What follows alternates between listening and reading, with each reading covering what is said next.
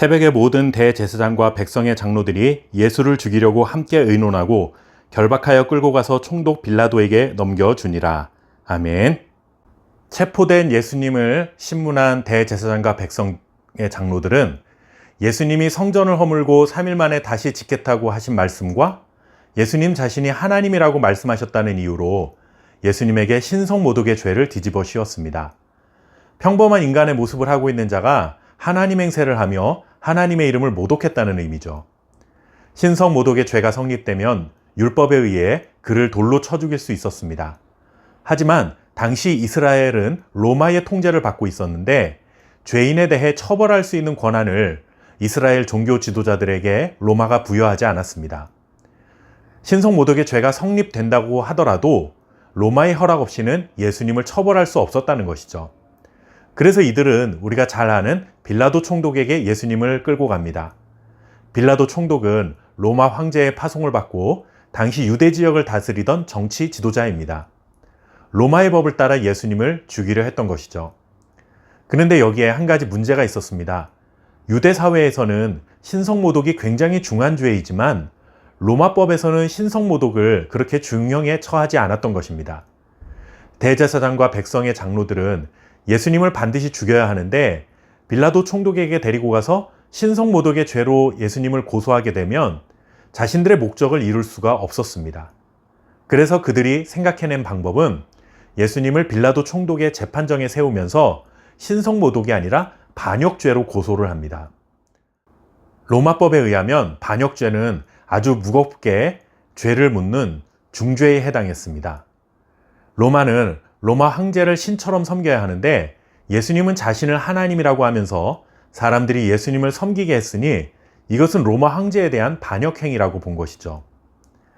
이렇게 대제사장과 장로들은 이번 기회에 예수님을 죽이기 위해 그야말로 수단과 방법을 가리지 않고 불의한 일에 가담하고 있음을 봅니다. 더군다나 반역죄로 예수님을 처리해야 할 또 하나의 이유가 있었습니다. 예수님이 힘없이 체포되자 예수님을 따랐던 많은 사람들이 모두 예수님 곁을 떠났습니다. 예수님의 제자들도 마찬가지였죠. 예수님에 대한 실망감도 있었을 것이고 예수님과 관련 있는 사람으로 엮여서 자신들도 피해를 보게 될까 두려워서 그렇습니다. 이렇게 예수님 곁에 아무도 남지는 않았지만 그래도 대제사장과 장로들 입장에서는 예수님을 따르던 많은 무리가 있었다는 것이 계속해서 신경에 거슬리는 상황이었습니다. 만약 신성모독의 죄를 물어 율법에 의해 예수님을 죽일 수는 있겠지만 혹시라도 예수님을 따랐던 무리들이 자신들에게서 등을 돌리게 될까 하는 염려가 있었던 것이죠. 그래서 이들은 예수님을 반역죄로 고소할 수밖에 없었습니다. 반역죄가 성립되면 로마법에 의해 십자가형에 처해지기 때문이죠. 율법에 의하면 나무에 매달려 죽은 자는 하나님께 저주를 받은 자라는 말씀이 있습니다. 대제사장과 장로들은 이 율법의 말씀을 예수님의 죽음에 적용시키려 한 것입니다.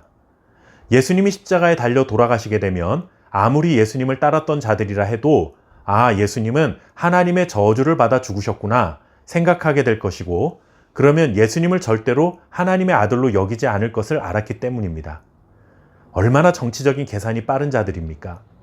이들은 온갖 불의한 방법을 동원해서 거짓 증인을 만들었고 없는 죄를 만들었을 뿐만 아니라 예수님의 죽음을 바라보고 있는 사람들의 마음까지도 자신들의 편으로 만들기 위해 계략을 세우고 있었습니다.